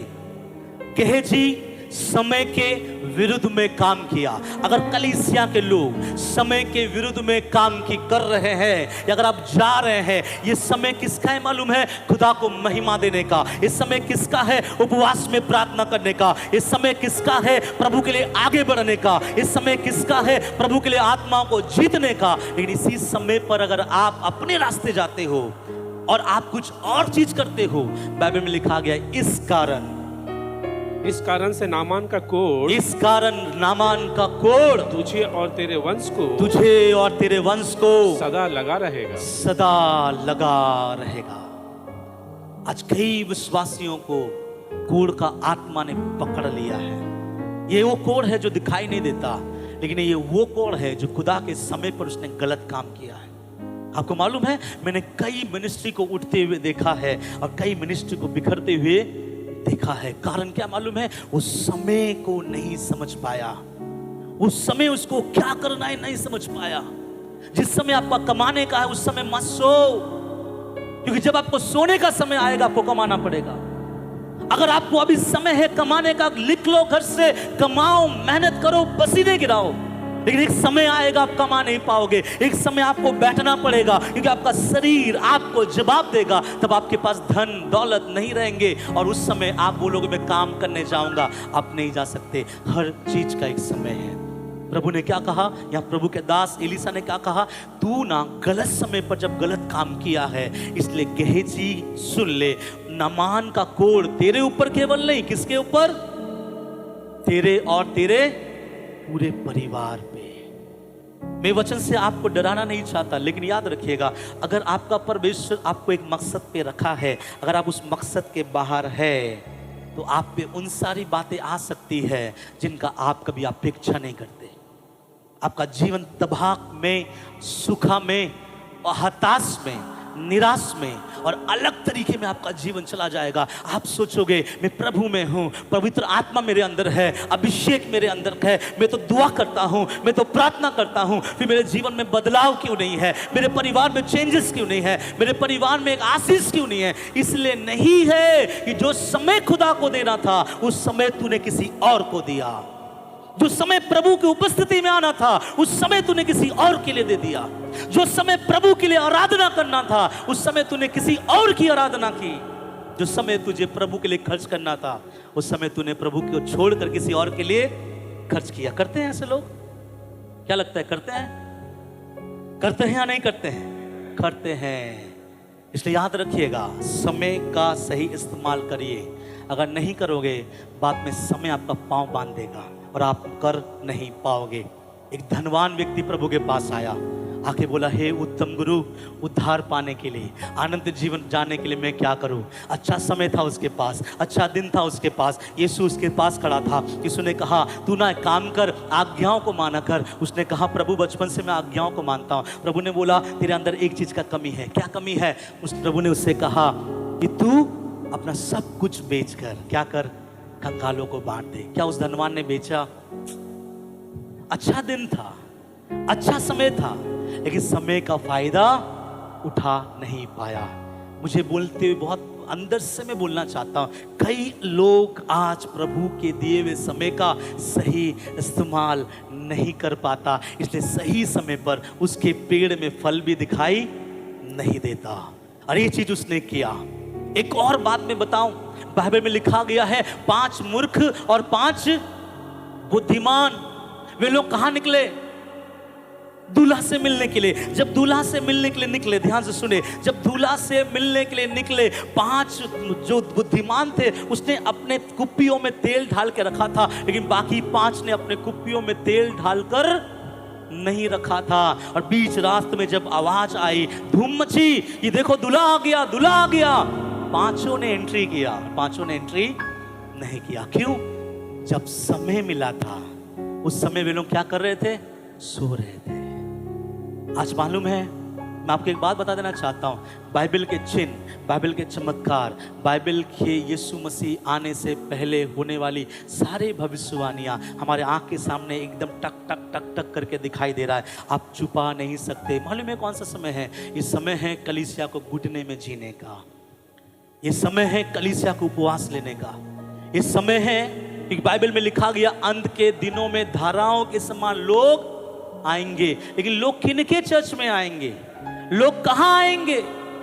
जो लोग बैठकर घुटने में प्रार्थना, विनती और तैयारी में खुदा से प्रार्थना करता है, उनके पास लोग आएंगे, उनके पास नहीं जो जागने के समय सो रहे हैं। इसलिए याद रखिएगा, उस 5 कुमारी अंदर जा पाया और 5 कुमारी अंदर जा नहीं पाया। अभी कौन सा समय हमारा मालूम है? तैयारी करने का समय। इसलिए 2 अध्याय फिरतों के काम उसका 1 वचन फिर से पढ़ दीजिए। 2 अध्याय उसका 1 वचन, ध्यान से सुनिएगा। 2 अध्याय उसका 1। जब पेंतेकुस्त का दिन आया, जब पेंतीकोस्त का दिन आया, सब बोले हालेलुया। हालेलुया। जब खुदा का दिन आपके पास आ रहा है तो मेरा आपसे सवाल है, आप तैयार है क्या? दिन तो आएगा, ऐसा नहीं कि दिन नहीं आएगा। दिन जो प्रभु ने नियुक्त किया है वो दिन एक दिन अचानक आ जाएगा। बाइबल बोलता है मेरा आने का समय भी ऐसा होगा, मैं चोर की ना आऊंगा, दुआ करो कि मैं जाड़े में ना आऊं। और जब मेरा प्रभु आएगा, बाइबल कहता है क्या तुम उस दिन के लिए तैयार हो? हम यहां पे ना यीशु यीशु खेलने नहीं आए हैं, चंगाई चंगाई खेलने नहीं आए हैं, कलीसिया आओ प्रभु तेरे परिवार को ठीक करेगा, ये सब खेलने नहीं आए हैं। ये सब चीज परमेश्वर करके देगा। हम यहां पर इसलिए आए हैं कि अपने आप को मार कर, अपने मुंह को संभाल कर, शुद्ध और पवित्रता में होकर, जब मेरे पिता का आवाज स्वर्ग से आए, इस पृथ्वी को छोड़े और उससे जाकर लिपट जाए। इसलिए इस दुनिया में जीते हैं। समझ में आ रहा है? हम इस दुनिया में एक समय के लिए आए हैं, और इस समय अपने लिए नहीं, इस समय प्रभु के लिए आए हैं। अगर प्रभु के लिए आए हैं, बाइबल का परमेश्वर कहता है बुद्धिमान कुमारी के समान हो जाओ और अपने कुप्पी में क्या डालो? तेल भरो। इसलिए जब पेंटिकोस्ट का दिन आया, सब बोलिए अब पेंटिकोस्ट का दिन तो आएगा, आपके जीवन में पवित्र आत्मा का दिन आएगा। लेकिन सवाल मैं आपके अंदर ढालना चाहता हूं, आर यू रेडी? क्या आप तैयार हैं? क्या वो पवित्र आत्मा आपके ऊपर जब उतरेगा आप लेने के लिए तैयार हो? क्या वो अभिषेक जब आपको छुएगा उसके लिए आप तैयार हो? क्या वो दिन के लिए आपने प्रिपरेशन किया है? क्या उस दिन के लिए आप दुआ में हो? क्या उस दिन के लिए आप बहुत उपवास में बैठे हो? ये खुदा मेरे जीवन में अनुग्रह कर। अगर प्रिपरेशन नहीं है तो परमेश्वर हृदय को देख कर देने वाला परमेश्वर है। वो आपके कपड़ों को देखकर कभी नहीं देगा, आपके रहन सहन को देखकर नहीं देगा, आपके स्टेटस को देखकर नहीं देगा, आपके हृदय को देखकर देने वाला है। इसलिए प्रभु में दिन और समय का बहुत क्या है? महत्व है। फिर से पढ़िए अंकल, उसमें क्या लिखा गया है? जब पेंतेकोस्त का दिन आया, जब पेंटिकोस्ट का दिन आया तो वे सब एक जगह इकट्ठे थे। हाँ, सब बोलिए एक जगह, बोलिए जगह। मैंने कहा दिन बहुत जरूरी है। दूसरा मैं आपसे कहना चाह रहा हूं, जगह बहुत जरूरी है। हम सोचते कोई भी जगह में जाएंगे वहां आनंद है, नहीं, प्रभु की उपस्थिति में आनंद है। सब जगह में आनंद नहीं है। यहाँ बहुत सारे लोग हैं, एक भैया बैठे हुए हमारा दिलेश्वर भैया, उसने कहा मैं सब जगह घूम कर आया हूँ। क्या करने के लिए? आनंद प्राप्त करने के लिए। यहाँ गया नहीं मिला, वहां गया नहीं मिला, उस जगह गए नहीं मिला। फिर किसी ने उससे कहा यीशु के पास जाओ। जब यीशु के पास आया, बाइबल कहता है आनंद की भरपूरी यीशु के पास है, उसे मिला। हालेलुया। आज कई लोग कई जगह में जाते हैं, कुछ अलग जगह में जाते हैं। हम और आप कहां जाएं? कहां जाएं? जगह मालूम होना चाहिए, ये इंपॉर्टेंट है। सुनिए यहां क्या लिखा है, जब पेंटिकोस्ट का दिन आया, वहां पे आप ब्रैकेट डालिए, वे सब एक जगह। जगह कौन सा था? जगह मायने रखता है। कहीं पर भी आप बैठोगे प्रभु की आराधना करोगे, नहीं हो पाएगा। मैं एक बात बता देना चाहता हूं आपको, मालूम है जगह कभी कभी आपके जीवन को बर्बाद कर देता है, परिस्थितियां आपको बर्बाद कर देता है। जहां 10 पीने वाले हैं ना, वहां पे अगर आप चले गए, आप 10 दिन तक नहीं पियोगे, 11 दिन तक उस ग्लास को हाथ लगा लोगे जरूर। क्योंकि जगह में एक सामर्थ्य है। जगह आपको बिगाड़ सकती है, जगह आपको बना सकती है। और वे लोग सब एक जगह एकत्रित थे। इंपॉर्टेंट है कौन सा जगह? कलीसिया। कौन सा कलीसिया? इंपॉर्टेंट है। सब कलीसिया में परमेश्वर का आत्मा नहीं है। मैं पिछले बार भी मैंने कहा था, सब कलीसिया में परमेश्वर की आग नहीं है कि वहां कमिटी चलाता है, वहां लोगों का हृदय चलाता है, वहां लोगों का मन चलाता है। लेकिन जिस कलीसिया में परमेश्वर का आत्मा चलाता है, उस कलीसिया में आपका जीवन बदलेगा। उस जगह में आपको आने की आवश्यकता है। इसलिए आप बहुत ढूंढ के, सोच के, समझ के, ढूंढ ढूंढ कर खोजिएगा। क्यों यहां लिखा गया, वे सब एक जगह क्या थे, इकट्ठे थे। आपको पता है जगह आपके स्वभाव को बदल सकता है। मुझे बताइए, इजरायली लोग मिस्र के उस स्थान में कितने दिन तक गुलामी बन के रहे? कितने दिन तक गुलाम बन के रहे? 430 साल। और 430 साल जब बन के गुलामी बन के रहे, गुलाम रह के जब मूसा उनको वहां से बाहर निकाला। अब ध्यान से सुनिएगा, मूसा कहां से आया था? मूसा भी मिस्र से गया था ना। लेकिन मूसा मिस्र से कब गया? जब मूसा का उम्र 40 साल था, तब मूसा मिस्र से भाग गया। और जब मूसा का उम्र 80 साल है, मूसा फिर से मिस्र में वापस आया। और जब मूसा वापस आया इन लोगों को छुड़ाने के लिए, और ये लोग 430 साल से गुलामी में हैं, लेकिन मूसा केवल 40 साल के लिए इन लोगों से क्या हुआ? अलग हुआ। बाकी लोग वहीं पर ही थे। अब ध्यान से सुनेगा, 40 साल जो मिस्र से अलग थे, उनका विश्वास का लेवल अलग था, और 40 साल से जो मिस्र में थे, उनका विश्वास का लेवल अलग था। और यही मूसा जब लोगों को ले जा रहा था ना, जब लाल समुद्र आया, तो यही सब जो लिखा गया है, 6 लाख लोग, मैं बोलता हूं 6 लाख लोग नहीं है, 6 लाख पुरुष, 6 लाख महिलाएं, उनके अगर 4-4 बच्चे पकड़ लेंगे, बुजुर्ग लोग को पकड़ लेंगे, करीबन कितने लोग हो जाएगा? करीबन 40-45 लाख लोगों को जब मूसा ले जा रहा था, जब समुद्र सामने आया, तब लोगों ने क्या बोला? किसने बोला कि मूसा वहीं मरने से अच्छा होता? किसने कहा? किसने कहा? इजरायली। कहां का आत्मा बोल रहा था? मिस्र का। अरे मूसा, तू भी तो मिस्र में से आया है। मूसा कहेगा, मैं मिस्र में से आया था, लेकिन जंगल में खुदा का दर्शन पाया, मेरा विश्वास बढ़ा, उसकी उपस्थिति में बढ़ा, उसके उपस्थिति में अपने आप को दिया। आज मेरा सोच, मेरा विश्वास बदल गया। और इसी विश्वास से मूसा ने 40-45 लाख लोगों को क्या बोला मालूम है? खड़े खड़े उस परमेश्वर के उद्धार के काम को देखो। ये मालूम है, मिस्र ने उन लोगों के दिमाग को क्या कर दिया? खराब कर दिया। लेकिन मूसा का दिमाग अच्छा इसलिए है क्योंकि वो प्रभु की उपस्थिति में बैठ कर आया। आज मालूम है, आप लोग कलीसिया में आते हो, कलीसिया से निकलने के बाद कहां जाते हो? प्रभु को आप मौका देते हो, प्रभु मैं रविवार 9 बजे आऊंगा, 9 से 10, 10 से 11, 11 से 12, 12 से 12:30, इतना समय मैं आपको दूंगा, जो रिपेयर करना है कर लो, नहीं तो मैं फिर जाऊंगा, फिर अपना पुर्जा लूज करके आऊंगा। सुनिए ध्यान से, जब आप यहां पे आते हैं, यहां से जब घर जाते हैं, आप घर जाने के बाद आपकी उठना बैठना किसके साथ है? पड़ोसियों के साथ, वो बहन के साथ जो बहन दूसरे आदमी के बारे में बात करता है, उस बहन के साथ जो बहन आपके पति की बुराइयों को आपके पास बोलता है, उन अन्य जाति लोगों के पास जो केवल इसके घर के, उसके घर के बातों को करते हैं। अगर आप पूरा सप्ताह वहां रहोगे और अगर 3.5 घंटा चर्च में जो दोगे, माफ कीजिएगा, आपको कोई ना कोई पुर्जा लूज रहेगा। और ऐसा लूज अवस्था में जब आवाज आएगा, लूज वाले लोग रह जाएंगे, टाइट वाले लोग चले जाएंगे। मैं बोलना ही चाहता हूं, आप कहां देते हैं अपने आप को समय? नहीं, मैं हर रविवार आता हूं, ओके, बहुत अच्छी बात है, 3.5 घंटा प्रभु को देते हो, लेकिन पूरे सप्ताह का 6 दिन किसको देते हो?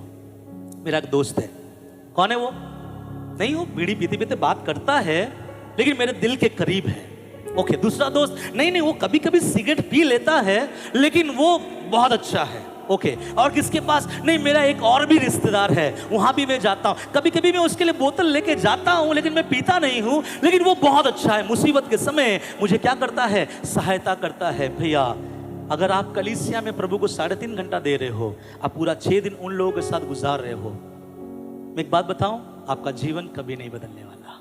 क्योंकि स्थान मायने रखता है, जगह मायने रखता है, समय मायने रखता है। आप यहां से घर जाने के बाद क्या करना चाहिए? प्रभु के लोगों को अनवांटेड लोगों से ना मिले, जो आपके विश्वास जिंदगी को खा लेता है उससे ना मिले। चाहे वो आपका बहुत करीबी दोस्त हो सकता है, अगर आपके विश्वास जिंदगी को खा लेता है, उससे रुके रहे, भागे और प्रभु की उपस्थिति में बैठे और इस वचन का पूरा सप्ताह क्या करे? मनन करे, ध्यान करे, प्रभु के लिए दे। दुआ प्रार्थना के साथ जब आप दोबारा कलीसिया में आओगे ना, आप पहले से ज्यादा मजबूती में पाओगे। हालेलुया। मजबूती मेरे हाथ में नहीं आपको करने का, मैं यहां से टूल्स देता हूं, मैं यहां से आपको एक सलाह देता हूं, परमेश्वर का वचन देता हूं, उसको लेना है और पूरा सप्ताह प्रभु में जीवन गुजारना है। हालेलुया। जब पूरा सप्ताह प्रभु में जीवन गुजारोगे, अपने आप को ठीक करोगे, कहां आप लूज हो बैठो दुआ करो, कहां आपको बदलना चाहिए बैठो दुआ करो। ऐसे वैसे लोगों से मिलना जुलना बंद करे जो आपकी आत्मिक जिंदगी को खा लेता है। हम बाहर जाते हैं, हमारा आत्मिक जिंदगी क्या हो जाता है, खा लेता है। इसलिए जगह हमारे लिए बहुत क्या है, मायने रखता है। तो आज कलीसिया के बाद कहां जाओगे आप लोग पूरा 6 दिन, है ना? कहां जाओगे? कुछ लोगों का मंडली बैठता है ना, मंडली बैठता है ना, नहीं बैठता आप लोगों का मंडली? कहीं कहीं होता है, कुछ दोस्तों का मंडली बैठता है। इसलिए बाइबल में बोला गया है, भजन संगीता उसका 1 में, दुष्टों के युक्ति पर नहीं चलना और पापियों के मार्ग में खड़ा नहीं होना और ठट्ठा करने वाले की मंडली में नहीं बैठना। क्यों बोला नहीं बैठना? क्योंकि वो तेरे को ना वहां जाने नहीं देगा, खत्म कर देगा आपकी जिंदगी को। इसलिए जगह मायने रखता है। हालेलुया। जगह मायने रखता है। और दूसरा एक बात मैं आपको बताऊं, लूत को कितने लोग जानते हैं? लूत कौन था? लूत अब्राहम का भतीजा। अब्राहम की भेड़ बकरियों के साथ लड़ाई हुआ, झगड़ा हुआ। अब्राहम ने बोला, देखो आपस में लड़ाई करना अच्छी बात नहीं है, तुम अगर यहाँ जाओगे मैं यहाँ जाऊंगा। तो लूत ने पूरा दूरबीन लेकर देखा और एक हरा भरा जगह देखा जिसका नाम क्या था? सदोम अमोरा। लूत चला गया, अब्राहम से बोला बाबा मैं वहां जाता हूं, और चला गया। और वहां जाने के बाद वो रहा, और रहने के बाद में उसके दोनों बेटियों का मंगनी भी करा दिया। उनके दामाद मतलब होने वाले थे, मंगनी होकर रखा हुआ था। अचानक से परमेश्वर का स्वर्गदूत आकर लूत को बोला, लूत अभी निकल यहां से, क्योंकि परमेश्वर इस जगह को क्या करने वाला है? क्या करने वाला है? नष्ट करने वाला है। लूत भागा भागा भागा, पहाड़ में चढ़ गया। उसके दामाद लोग नहीं आए, उनकी बेटी आई, उनका बीवी तो आते आते क्या हो गया, घूम के देखा, नमक का खंबा बन गया। चलो कोई बात नहीं। लूत और उनकी दोनों बेटी पहाड़ पे चढ़ा और वो सदोम अमोरा को जलाकर राख कर दिया गया। लेकिन आपको मैं एक बात बताना चाहता हूँ, सदोम अमोरा में एक आत्मा काम करता था। कौन सा आत्मा काम करता था? व्यभिचार का आत्मा काम करता था। और भयंकर व्यभिचार, लड़के लड़कों को नहीं छोड़ते थे, ऐसा एक व्यभिचार। और उस व्यभिचार का आत्मा लूत की बेटियों के अंदर आ गया। और बाइबल निकाल के पढ़ लीजिए, लूत की दोनों बेटी ने व्यभिचार किया और गर्भवती पाया गया। कौन सा आत्मा काम किया? कौन बदला उसको? क्या वो परमेश्वर को नहीं जानते थे? क्या उसके अंदर परमेश्वर के प्रति डर नहीं था? डर था, लेकिन जगह ने उसकी परिस्थिति को बदल दिया। इसलिए याद रखिए, कौन से जगह जाते हैं, कौन से दोस्तों के साथ बैठते हैं, वो आपके जीवन को तबाह कर देगा, बर्बाद कर देगा। इसलिए सोच समझ कर जाए और मिले। लूत की जिंदगी को बर्बाद कर दिया। और जिसकी बेटियों को बच्चा हुआ, प्रभु ने कहा 10 पीढ़ी तक तेरे बच्चे मेरे भवन में नहीं आना चाहिए। इसलिए बहुत इंपॉर्टेंट है, जगह हमारे जीवन को बदलता है। मैं एक वचन बताऊं, आपको समझ में आएगा। मरकुस 8 अध्याय उसके 22 से लेकर 26, जल्दी से। वे बैतसैदा में आए और लोग एक अंधे को उसके पास ले आए। किसको ले आए? अंधे को ले आए और उससे विनती की और प्रभु से बोला, प्रभु इन्हें छू कर चंगाई दे दो। और वह उस अंधे का हाथ पकड़ कर, हाँ, किसने हाथ पकड़ा? परमेश्वर ने, यीशु ने किसका हाथ पकड़ा? उस अंधे का हाथ पकड़ा। ओके, उस अंधे का हाथ पकड़ा और गांव के बाहर ले गया। और थोड़ा रुकेंगे, यीशु उसको गांव के बाहर क्यों ले जा रहा है? यीशु कौन है मालूम है? पूरे बाइबल में ये घटना आपको मत्ती में, लूका में, ये घटना आपको मत्ती और लूका, यूहन्ना में कहीं नहीं मिलेगा, केवल आपको मरकुस में मिलेगा। ये थोड़ा अटपटा सा घटना है। कौन सा घटना है? यीशु बैतसैदा में आया, वहां एक व्यक्ति था जो अंधा था। यीशु के पास आया कि मेरे आंख को खोल दो। यीशु ने उसके हाथ को क्या किया? पकड़ा। और पकड़ कर क्या बोला? बेटा बाहर चल। कहां चल? बाहर चल। कहां चल? बाहर मतलब इस शहर, इस नगर के बाहर चल। अब आपको आगे पता चलेगा क्यों। पढ़िए आगे क्या लिखा है। वो संधे का हाथ पकड़कर उसे गांव के बाहर ले गया और उसकी आंखों में थूक कर, यीशु ने उसके आंखों में थूक कर उस पर हाथ रखे और उससे पूछा क्या तू कुछ देखता है? क्या तू कुछ देख पाता है? उसने आंख उठाकर कहा मैं मनुष्यों को देखता हूँ, हाँ, वह मुझे चलते हुए पेड़ों जैसे दिखाई देते हैं। मैं सोच रहा हूँ कि पहली बार मैं मेरे यीशु को देख रहा हूँ कि उसके हाथ के द्वारा चंगाई नहीं हुआ। पूरे बाइबल में आप देखो, यीशु ने लाजर को चलाया, तिमाई के पुत्र बर्तिमाई की आंख को खोल दिया, अद्भुत चिन्ह चमत्कार छुटकारा किया। वही यीशु जब इस व्यक्ति के आंख को छुआ और बोला देख, तू देख पा रहा है? उसने कहा प्रभु मैं देख नहीं पा रहा, मैं लोगों को कैसा देख रहा हूं? पेड़ के समान। क्या यह पॉसिबल है प्रभु के प्रार्थना के बाद में भी कोई अंधा अपना आंख ना खोले? क्या बताना चाहता है ये वचन हमें और आपको? ये वचन क्यों बाइबल में रखा गया है? ये बताने के लिए कि यीशु सामर्थ्य नहीं है, ये बताने के लिए कि तेरा परिस्थिति कभी कभी तेरे आंखों को खोलने के लिए रोकेगा। अगर प्रभु के लोग दुआ भी करे तेरे लिए, अगर प्रभु के लोग तेरे सर पे हाथ रख के प्रार्थना भी करे, अगर प्रभु के लोग तेरे लिए उपवास भी ले, फिर भी तेरा आंख पूरा नहीं खुलेगा, थोड़ा थोड़ा खुलेगा। आपको मालूम है कुछ लोग हमारे कलीसिया में आने के बाद बोलते हैं पास्टर जी मेरे इस परिस्थिति के लिए आप प्रार्थना करें। हम लोग प्रार्थना भी करते हैं और जवाब में क्या मिलता है? कभी कभी थोड़ा सा हुआ है लेकिन थोड़ा अभी भी बाकी है। बेथसैदा वाले कौन? बेथसैदा। उसके बाद क्या हुआ मालूम है? पहली बार प्रभु ने 2 बार प्रार्थना किया। आगे क्या लिखा है पढ़िए। तब उसने दोबारा उसकी आंखों पर आंखों पर हाथ रख के और अंधे ने ध्यान से देखा, वह चंगा हो गया और सब कुछ साफ साफ देखने लगा।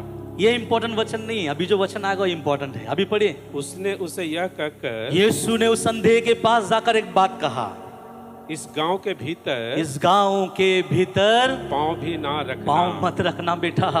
क्यों प्रभु? तेरा अंधापन इस गांव के कारण आया है। मैंने भी प्रार्थना किया, एक बार किया, फिर भी तेरा आंख नहीं खुला। समझ पा रहे तू किस गांव में रह रहा है? समझ पा रहे हो आप कि आपकी परिस्थितियां कभी कभी प्रभु के दासों के प्रार्थना का भी जवाब नहीं दे पाएगा। आप सोचोगे मैं तो प्रभु के दास से प्रार्थना करवाया, इसके पास भेजा, उसके पास भेजा, कि मेरे जीवन में आशीष क्यों नहीं है? मैं बोलूंगा बेथसैदा वाले, बेथसैदा से बाहर आ जाओ। कभी कभी आपकी परिस्थितियां, आपके दोस्त के सर्कल, कभी कभी आपके यार, आपकी परिस्थितियां, किस जगह पे आप रहते हो, कि लोगों के साथ उठना बैठना करते हो, वो आपको आपके परमेश्वर में आगे बढ़ने नहीं देगा। दूसरी बात, आपके जीवन को श्रापों से भर देगा। हालेलुया। भाई छोटू हमारे कलीसिया के गांव में अकेला था, और जब आंटी जाके उन्हें सुसमाचार सुनाया, उद्धार में आया, और वो वहां अकेला था, अकेला प्रभु प्रभु प्रभु कर रहा था। एक समय ऐसा आया, भाई छोटू ने डिसीजन लिया कि मैं गांव छोड़कर एक अलग जगह में अपना जीवन गुजारूंगा। प्रभु उनको आशीष करे। वो उस जगह से बाहर आ गया जहां पे शायद उनके विश्वास के लिए घातक होता। कभी कभी हमें कुछ जगहों से बाहर आना पड़ेगा, तब आपका परमेश्वर आपसे काम करेगा।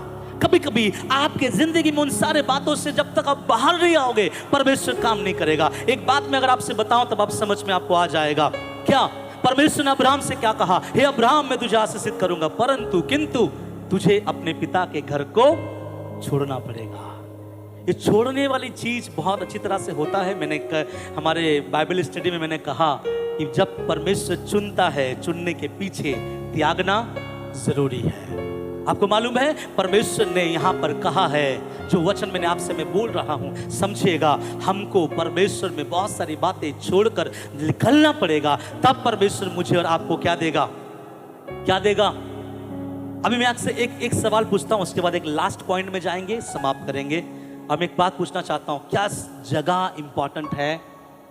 अगर अभी भी डाउट है कुछ लोगों को, उसके लिए वचन है दूसरा इतिहास 7 अध्याय उसका 15 वचन, जल्दी से। अब से जो प्रार्थना, सुनिए, अब से जो प्रार्थना इस स्थान में की जाएगी। कहा क्या लिखा है? अब से जो प्रार्थना इस स्थान में। सब बोले इस स्थान में। इस स्थान में। कौन से स्थान में? ये वचन यहाँ पढ़ा जा रहा है, इसलिए हम बोल सकते हैं अब से जो प्रार्थना इस स्थान में, अर्थात वो भवन के बारे बोल रहा, अब से जो प्रार्थना भवन में की जाएगी, आपके घर में नहीं। जो प्रार्थना कहाँ की जाएगी? घर में। कुछ लोग ऐसे होते हैं ना, पास्टर जी आज मेरा आने का समय नहीं है, मेरे लिए प्रार्थना करें, कमर में थोड़ा सा हल्का हल्का सा दर्द होता है, आप सब कोई मिलके प्रार्थना कर। ठीक है भैया, प्रार्थना कर लेते हैं। दूसरा सप्ताह पास्टर जी प्रार्थना कीजिएगा, कमर का दर्द अभी पेट में आ गया है, जैसे मेरा पेट का दर्द ठीक है, चलो भैया हम प्रार्थना कर लिए। कुछ दिन बाद वो संडे भी नहीं आया, बोले पास्टर जी प्रार्थना कीजिएगा, कमर का दर्द पेट में आया, पेट से गले में आ गया, अभी वो प्रार्थना कीजिए। ऐसा नहीं चलता, प्रभु की सेवकाई में ऐसा नहीं चलता। मैं यहां से आपको जो प्रचार कर रहा हूं ना, आपको बहुत अच्छा लगने के लिए प्रचार नहीं कर रहा हूं, वाओ क्या मैसेज है, नहीं नहीं नहीं, आपकी जिंदगी को इस कलीसिया में कैसे गुजारना है वो बता रहा हूं, प्रभु के सामने कैसे गुजारना है मैं वो बता रहा हूं। क्या लिखा गया है? अब से जो प्रार्थना इस स्थान में अर्थात कलीसिया में की जाएगी, उस पर मेरी आंखें खुली और मेरे कान लगे रहेंगे। सब बोले हालेलुया हालेलुया। कहाँ का प्रार्थना? कोई एक स्थान का प्रार्थना, इसलिए लिखा गया है फिर पीड़ितों के काम 2 अध्याय उसका 1 वचन फिर से पढ़ लीजिए उस वचन को। क्या लिखा गया है? जब पेंटिकोस्ट का दिन आया तब वे सब कहाँ इकट्ठे थे? एक जगह इकट्ठे थे। अब भी आप सुन लो, आप कहाँ इकट्ठे होते हो इस बात पे डिपेंड है कि आसमान का परमेश्वर आपके ऊपर अभिषेक उंडेलेगा या नहीं उंडेलेगा। आप कहाँ बैठते हो, आपकी परिस्थितियां किसके साथ है, किसके साथ आपका उठना बैठना है, किसके साथ आप बैठते हो, किसके साथ आप चलते हो, इस बात पे डिपेंड है कि आसमान का परमेश्वर आपके ऊपर काम करेगा या नहीं। अब आखिरी चीज उसी वचन से फिर से पढ़ दीजिए, क्या लिखा है? जब पेंतेकोस्त का दिन आया, जब पेंतिकोस्त का दिन आया, मैंने दिन के बारे आपको समझाया, तो वे सब एक जगह इकट्ठे थे। वो सब एक स्थान के बारे में आपसे सिखाया। आखिरी एक आकाश से नहीं, एक ही वचन पढ़िए, एक ही वचन, वही वचन। अच्छा, तो वे सब एक जगह के बारे में हम पढ़े, एक जगह इकट्ठे थे। बोले इकट्ठे थे। कुछ लोग ऐसा बोलते हैं ना, मुझे नहीं मिला, तो बोल रहा जब बुद्धि बांट रहा था तो तू कहां था? ऐसे कहावत है ना, जब बुद्धि बटाई चल रहा था तू कहां था? बाइबल में बोल रहा है एक समय, एक दिन इंपॉर्टेंट है, दूसरा एक जगह इंपॉर्टेंट है, लेकिन उस दिन उस जगह में एक और चीज का होना बहुत जरूरी है, उसमें आपकी उपस्थिति का होना बहुत जरूरी है। क्योंकि परमेश्वर अगर किसी के ऊपर अपने आत्मा को उंडेलेगा, वो आपके ऊपर उंडेलेगा, वो आपके जीवन में उंडेलेगा, और प्रभु आपके जीवन को वहां पे मौजूद देखना चाहता है। मैं एक बात बताऊं, कलीसिया जब स्टार्ट होता है, कौन सा समय पे स्टार्ट होता है? अभी हमारा कलीसिया स्टार्ट हो रहा है 9 बजे, 9 से लेकर 10 बजे। मान लीजिए प्रभु अगर 9:30 बजे आकर कुछ ऐसे आशीषों को बांटना शुरू किया और लोगों के जीवन में जा जाकर प्रभु 9:30 से 10 बजे के बीच में जो आराधना हो रहा था, प्रभु बांट रहा था, उसमें अगर कुछ लोग नहीं थे तो ये क्या प्रभु आपकी मम्मी की तरह है क्या? एक कटोरी में ढाल के फ्रिज के अंदर ढाल देगा कि मेरा बेटा लेट आएगा फिर मैं उसको दूंगा? प्रभु बासी अभिषेक नहीं देता, प्रभु ताजा अभिषेक देता है। इसलिए प्रभु कहता है मैंने दोनों हाथ बढ़ाया है, उस समय उस जगह पर जो होगा मेरे आशीष उनके लिए होगा। इसलिए चर्च का पहला प्रार्थना, चर्च का पहला गीत, चर्च का आराधना, चर्च का गवाही, चर्च का भेंट, चर्च का भजन संगीता, चर्च का वचन की सेवकाई, चर्च का अनाउंसमेंट और चर्च का आखिरी प्रार्थना तक हमको इस कलीसिया में रहना है। क्यों? अब से जो प्रार्थना इस जगह पर की जाएगी मेरा कान रहेगा। और यहां क्या लिखा गया? वे सब एक जगह क्या थे? इकट्ठे थे। कहां रहना चाहिए हमको? पतरस कहीं और था, पवित्र आत्मा दिया गया? नहीं, 120 लोग एक जगह। और मैं एक बात बताऊं, पवित्र आत्मा कब उतरा? बोली ना, पवित्र आत्मा कब उतरा? हाँ, पेंटिकोस्ट का दिन। कौन सा दिन था पेंटिकोस्ट का? रविवार का। यीशु मसीह कब जी उठा? रविवार को। प्रभु ने सूर्य या फिर उजियाले को कब बनाया? रविवार को। जब यीशु मसीह जी उठा कौन सा समय था? सुबह सुबह का समय था। लेकिन जब पवित्र आत्मा उतरा, कौन सा समय था? सुबह सुबह का समय था। दोनों में फर्क नहीं। आप देखिएगा, लोग आकर बोलने लगे, अरे ये तो अभी तो नया मदिरा पिया होगा। तब पतरस बाहर निकल के बोलता, भैया सुबह सुबह कोई दारू नहीं पीता। इसका मतलब पवित्र आत्मा कब उतरा? सुबह सुबह। एक गीत हम लोग गाते हैं ना, सुबह सुबह स्तुति बलि देंगे तुझे अब्बा पिता। लेकिन सुबह सुबह सब लोग, प्रभु का आत्मा कब काम किया? अब मैं एक बात बताऊं, ऐसे पवित्र आत्मा उसके ऊपर नहीं उतरा। अगर सुबह सुबह उसके ऊपर पवित्र आत्मा उतरा, इसका मतलब 120 चेले पूरा रात बैठ के प्रार्थना कर रहे थे। और सबके अंदर 10 दिन से एक ही आशा था, एक आत्मा आएगा। सबके अंदर 10 दिन से एक ही विश्वास था, एक आत्मा आएगा। सबके अंदर 10 दिन से एक ही विश्वास था, एक आत्मा आएगा, हमें और 120 लोगों को बदलेगा और हम पूरे जगत के छोर तक जाएंगे और अपने खुदा के नाम का गवाह बनेंगे। और 120 लोग बैठकर 10 दिन तक, मुझे नहीं पता क्या वो अपने घर गया है कि नहीं गया है, लेकिन वो 10 दिन तक लगातार लगातार लगातार एक प्यास के साथ, एक भरोसे के साथ, एक विश्वास के साथ जब प्रार्थना किया। और सुनिए, शनिवार रात भी प्रार्थना कर रहा था, इसलिए तो सुबह सुबह 120 लोगों के ऊपर पवित्र आत्मा उतरा। इसका मतलब जब सुबह वे लोग प्रार्थना कर रहे थे, कितने लोग थे? 120 लोग। जब 10 दिन पहले बैठे थे, कितने लोग थे? 120 लोग। हमारे कलीसिया में कितने लोग हैं? फास्टिंग में कितने लोग आते हैं? मंगलवार के दिन कितने लोग रहते हैं? और हम बोलते हैं, पिता अभिषेक अभिषेक अभिषेक दे दे। ऐसे नहीं मिलता अभिषेक। प्रभु अगर अभिषेक देगा, क्यों देगा पता है? ताकि आपके जीवन के द्वारा प्रभु दिखाई दे, बस। इसके अलावा कुछ नहीं।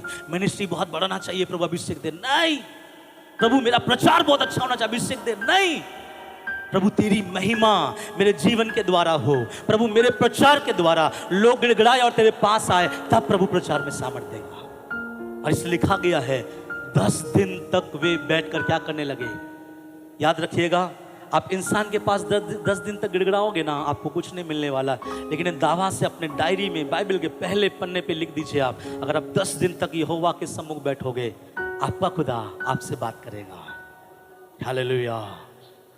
मुझे ब्रदर सुरजीत है, उनकी धर्मपत्नी हमारे बीच में, जब कलीसिया में यहाँ पे आए, 1-2 सप्ताह के बाद जब सिस्टर घर गई, एक दिन रात को उसने एक दर्शन देखा। और जो दर्शन देखा, मैंने बताया, सिस्टर प्रभु बता रहा है कि वो आपकी तरफ है। हाँ, उसकी तरफ कुछ और है, लेकिन वो आपकी तरफ है। आपको मालूम है, जितना हम प्रभु से क्लोज होंगे ना, हम दर्शन, स्वप्न, प्रभु के दर्शन को देखना ज्यादा स्टार्ट करेंगे। क्यों? क्योंकि प्रभु को मालूम है मेरी बेटी को मुझ में रहने का रुचि ज्यादा है। और जो खुदा से सुनता, वो कभी गड्ढे में नहीं गिरेगा। जो परमेश्वर से सुनकर हल जोतेगा, वो हल जोतने के बाद 100 गुना प्रतिफल पाएगा। क्यों? वो परमेश्वर से सुनकर करता है। हालेलुया। आप प्रभु के क्लोज आओ, आप एक दिन बोलोगे, नहीं, मेरा परमेश्वर मुझसे क्या करता है? बात करता है। और यहाँ लिखा है, 10 दिन तक वे एक मन, एक चेत होकर क्या करने लगे? प्रार्थना करने लगे। अभी मान लीजिए, मैं आप लोगों को बोलूंगा, अनाउंसमेंट है, आने वाला संडे सुबह 9 बजे से रात 9 बजे तक बिना खाकर बिना पीकर हम प्रभु की उपस्थिति में उपवास के साथ पवित्र आत्मा के अभिषेक के लिए प्रार्थना करेंगे। क्या ये गैदरिंग हमारे साथ रहेगा? कुछ बोलेगा ऑफिस है, कुछ बोलेगा जॉब है, कुछ बोलेगा बिजनेस है, कुछ बोलेगा ये है, और इसीलिए खुदा काम नहीं कर पाता। मालूम है, प्रभु 3 है हमारा परमेश्वर, पिता, पुत्र, परमेश्वर, है ना? परमेश्वर, पुत्र और पवित्र आत्मा। लेकिन ये तीनों परमेश्वर यूनिटी में काम करता है। और ये यूनिटी वाला परमेश्वर यूनिटी में ही अपने अभिषेक को देता है। जहां यूनिटी नहीं है, परमेश्वर वहां काम नहीं करेगा। एक लास्ट वचन, फिर हम प्रार्थना में जाएंगे। यशायाह उसका 40 अध्याय उसका 31 वचन। यशायाह का किताब उसका 40 अध्याय उसका 31 वचन। देखिए उसमें निकाल कर क्या लिखा है। यशायाह 40 उसका 31 वचन। Book of आइज़ाया 40:31। परंतु जो यहोवा की बाट जोहते हैं, परंतु जो यहोवा की बाट जोते हैं वे नया बल वो नया बल प्राप्त करते जाएंगे। देखिए, जो यहोवा के सामने बैठते हैं वो नया बल पाएंगे ही पाएंगे। ऐसा नहीं है कि वो सामर्थहीन बन के आगे बढ़ेगा। लिखा है परंतु जो यहोवा की बाट जोते हैं वो नया बल प्राप्त करेंगे ही करेंगे। लेकिन नया बल प्राप्त करने के लिए कहां बाट जोना है? यहोवा के पास, परमेश्वर के पास। इसलिए जब भी आप कलीसिया आए, घर से तैयार होके आए। जब भी उपवास में आए, घर से तैयार होके आए, क्योंकि उस चेलों के तैयारियों ने चेलों के ऊपर पवित्र आत्मा उतारा। और जब पवित्र आत्मा के साथ जब पतरस ने प्रचार किया, उसका एक प्रचार कितने लोगों को बदला? 3000। जिस दिन आपके ऊपर पवित्र आत्मा का बहुतायत से काम होगा, आपका एक प्रार्थना, आपका एक इशारा, आपका एक प्रभु की उपस्थिति में दुआ उनके जीवन को बदल कर रख देगा। हालेलुया। लेकिन याद रखो, पवित्र आत्मा पहले आपको बदलेगा और आपसे दूसरे को बदलेगा। मैं हर समय बोलता हूं, जब इस जगह एक बार गए थे तो वहां मैंने पूछा, आप लोग ट्रेनिंग लेकर क्या करना चाहते हो? हम ट्रेनिंग लेकर दूसरे को परमेश्वर के बारे में बताना चाहते हैं। मैं बोला गलत, पहले ट्रेनिंग लेकर खुद को बचाओ। जब आप खुद बचोगे, दूसरे ऑटोमेटिकली बच जाएगा। क्या है बाइबल का वचन? मेरा कटोरा उमड़ रहा है। किसका कटोरा? किसी और का? अरे भैया, अगर तेरा कटोरा नहीं उमड़ेगा तो तेरे कटोरे से पानी बाहर नहीं आएगा, तो उस पानी कहां तक जाएगा? इसलिए तेरे कटोरे का पानी उमड़ना बहुत क्या है? जरूरी है। सब बोले हालेलुया। मेरे साथ बोलिए, जब पेंटिकोस्ट का दिन आया, बोले दिन जरूरी है। इसलिए आज के बाद हम दिन को इंपॉर्टेंट देंगे। वे सब एक जगह, अर्थात जगह इंपॉर्टेंट है। जगह आपको बिगाड़ सकती है, जगह आपको आशीषित कर सकती है। और आखिरी में लिखा गया एकत्रित थे। अगर आप उसका आगे पढ़ के देखेंगे, वहां क्या लिखा मालूम है? वे जब एक जगह एकत्रित थे। ये 3 कदम अगर आपके जीवन में है, आगे क्या लिखा है अंकल पढ़ दीजिए। एकाएक जब पेंतुकोस्त का दिन आया, हाँ? तो वे सब एक जगह इकट्ठे थे। एकाएक आकाश से, ये बोलिए एकाएक आकाश से, एकाएक आकाश से आगे बड़ी आंधी की सी, बड़ी आंधी की सी सनसनाहट का शब्द हुआ और उससे जहां वो बैठे थे सारा घर गूंज गया और उन्हें आग की सी जीभे फटती हुई दिखाई दी और उनमें से हर एक पर आकर रुक गई। और पवित्र आत्मा ने उन्हें अन्य अन्य भाषा बोलने का सामर्थ्य दिया। सब बोले हालेलुया। हालेलुया। आग कब आएगा मुझे नहीं पता, हवा कब आएगा मुझे नहीं पता, लेकिन मुझे पता है भैया, दिन में रहना, उपस्थित रहना जरूरी है ना? उस जगह हमें सही करने की आवश्यकता है और उस जगह पर रहने की आवश्यकता है। कलीसिया में खुदा आपको क्या देने के लिए आता है? आशीष। अगर आपने